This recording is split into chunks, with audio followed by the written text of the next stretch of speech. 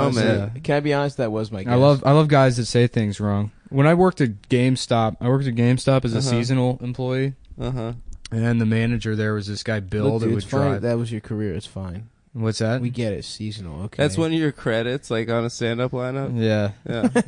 Former GameStop.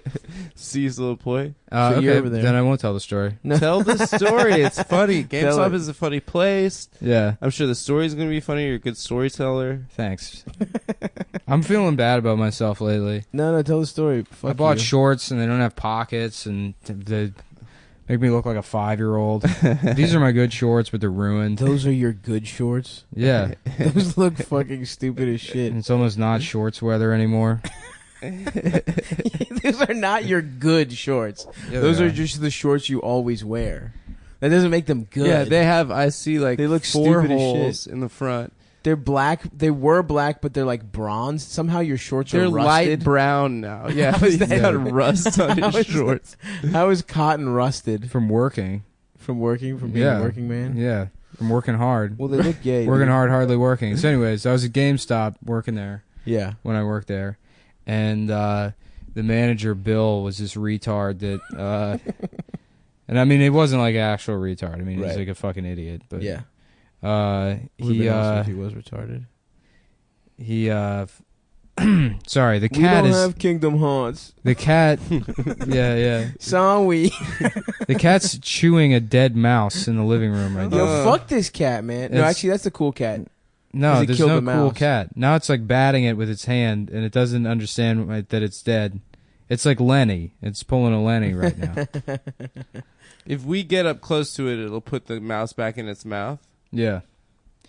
All right, so as we're going to GameStop, I can't have the podcast derail this quickly. No, absolutely not. This is not 3 minutes. I already decided the other episode is going to be the bonus episode. So this one's got to be good. It's called the N-word threshold. Okay. If the N-bombs are dropped, it becomes premium content. Oh shit! Yeah. That's what people said was going to happen. Did we say the N-word on the bonus one? I told that story about my dad with the Australian guy. Oh, right. Which I had to say it. I mean... Yeah, you had to. It was the story's so funny. Yeah, guys, that's premium, though. You bitch-ass motherfuckers who don't have that won't ever hear it. You're not going to hear that great story about that Australian guy using the N-word. So, yeah, when I worked at GameStop, the manager was this guy, Bill. Did I already tell this story or no? I don't think so. Oh, man. So, Bill would just hear people say things and then repeat them like the Big Lebowski without understanding what they meant. Mm-hmm. And like one time he was like, yeah, I'm planning on, I want to put these games here, but then Forte these other games above them. He's like, what the fuck? He's like, you just guessed completely. He's like, no context cues. Yeah, it does sound right. pretty good. Forte it. Yeah. Yeah, one time he was like, he was using the word preface wrong, like a bunch.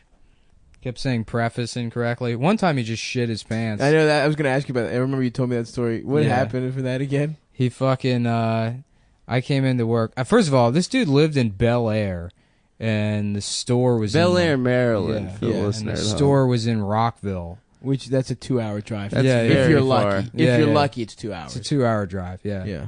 And that's basically DC. Yeah, he would drive all the way down every morning and work bell to bell every day. He wasn't an hour. He was a salaried employee. Right. He was a manager, so he got his like $20,000 a year to manage the GameStop. And so he didn't have to be there, but he would work 73-hour weeks. And I remember asking him one time, I'm like, Bill, why do you do that? And he was like, well, I'll tell you what. It impresses the district managers are all pleased with me. All of the area managers are pleased with me. And, that's the kind of thing that's important for moving up. And it's like, Bill, you don't have a college degree. You're never going to move past store manager. Right. They don't hire store managers as like district managers. Right. You're done. You got to the top. I don't think GameStop would let him if he beat Zelda fast enough be a district manager. Yeah, that's how it works. He also told me he's like, I also do loss prevention for the district, which was a lie. That like they don't have that. I don't think they don't have a guy that just does loss prevention. And then that store, I told you that story. That store got robbed one time. Or it didn't get robbed. They had this like A-frame with all like Game Boy games in it. And this is already like, I don't know. This is probably like 2007. So Game Boy was really on its last legs. It was done. Yeah. So the games cost, like, if you wanted to buy them, they were maybe like $3 a piece. Yeah. And the trade-in value was nothing. So the entirety of this case was worth maybe like, $4 worth of merchandise. Adam got the mouse and he's putting it in his pocket, maybe to sell later at the market. Listen, the market temple. You don't know how much these go for these days. Watch it with the fucking wires. I'm gonna put the mic down, throw it out real quick. Okay, all right. Tell the story. I want to hear this fucking. So Game Boy A-frame full of Game Boys. Yeah. So fuck, I should have drank some coffee. No, it's fine, dude. This is a good story. I'm fucking it up. It's Adam's fault for getting the mouse. It's just it was distracting me. To make a yarmulke. It was distracting everybody. There's a fucking dead mouse on the floor. I can't see it because it's blocked by the table. It was really distracting. We really have to call an exterminator for the Anthony Cumia Studios. Yeah, it's fucking. And got in a little bit of trouble calling exterminators. They told him we don't do black guys and just please stop calling. Yep. So he actually can't do business with any of the companies in New York City. He called every single exterminator in New York and asked them to exterminate. How you get rid of these fucking people? I'm sure you find one. In New York? Yeah. It's a big city. Yeah, I'll do it. I got a guy for How that. How big is he? Yeah. Oh, you said he was a rat, wink, wink. No problem. He just murders the guy in broad daylight. Just goes to jail. Now I'll be seeing about that $25 you owe me, pal. Yeah, so this case with like these Game Boy games in it was worth like nothing. Yeah. Somebody had it had glass sliding doors in the front, but they kind of with those like those locks with the teeth. Right. Somebody found that you could like wiggle them on the sides just enough to like steal like the sides of so they stole like 10 Game Boy games off the side, and I like just noticed it. And I told the assistant manager John, who was like 34 and wore like an Indiana Jones hat, and it's just shitty facial hair and like this like shitty stringy long hair. And I told John and Bill, and I thought they'd just be like, oh, okay. And they both come over and they're like crossing their arms and like huffing and puffing, and they're like, oh, damn it. And John's looking at it, and he looks at Bill, and he's like, this was probably a professional thief. No, dude. The fucking Ocean's 11 Daddy came in Ocean. here and stole your fucking Game Boy games. Stole Dr. Mario for Game Boy. Yeah. Oh, that shit was so fucking funny. That's incredible. Yeah, no, Bill shit his pants one time. I like went into the store and I had to like open with him.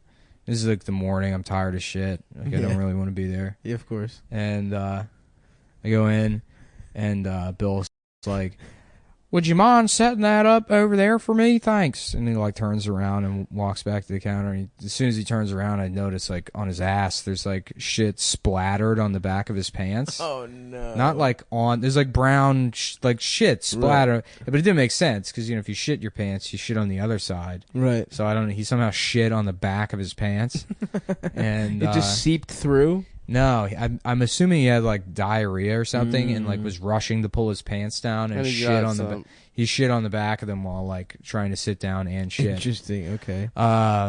So I was like, great, this is fantastic. And so as other like employees were coming into the store that day, I'd be like, oh, yeah, hey Jeremy, how was your weekend? Oh, by the way, Bill shit his pants. If you want to take a look, you can see he shit his pants. I like called my friend Matt, and because like I'd made fun of that guy so much. Yeah. And Matt's like, no way, he shit his pants. I was like, yeah, he shit his pants. And then like 2 hours later, I was just like stocking the shelves or something, and I just hear from behind me my friend Matt's voice. And he's like, can I tell him? And like, Matt had come to the store to see it. He's like, can I tell him he shit his pants? Yeah, that dude ran over a child on his way to work one morning. What? Yeah. What the fuck? He got to work like 20 minutes late, and he's like, "That's it? Sorry, I'm late." And maybe it was a little bit longer than that. He's like, "Sorry, I'm late."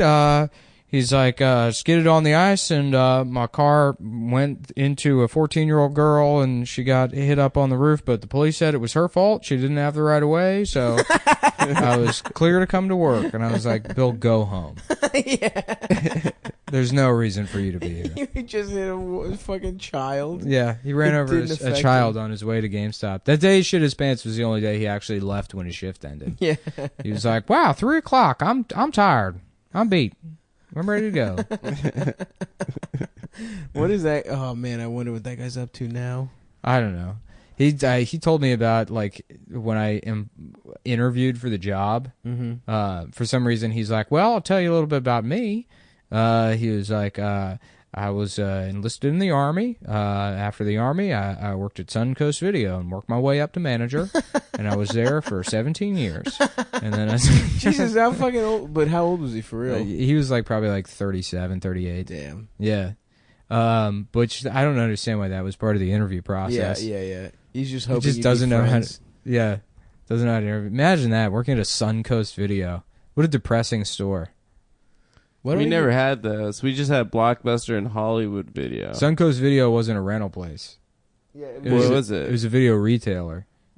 Oh, they sold like they sold camcorders and tapes. No, they sold like VHS tapes and like posters and shit.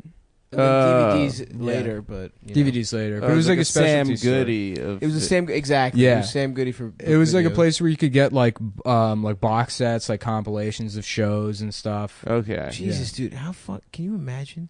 People would fucking go to the mall to a Suncoast Video if they wanted to like watch season 3 of a show they liked. Yeah, that shit sucks, dude. Yeah, that was a whole fucking industry. Yeah, and now it's just like That asshole doesn't have a job anymore. Yeah, no fucking dickheads like that. You know what's funny is you think back to, and it's like, yeah, but you know, you had the shit you were entertained by, and you didn't think you were missing out on anything within the context. But I remember being like 13, and like just getting so bored, I would get fucking like angry. Yeah, you know, and start breaking shit.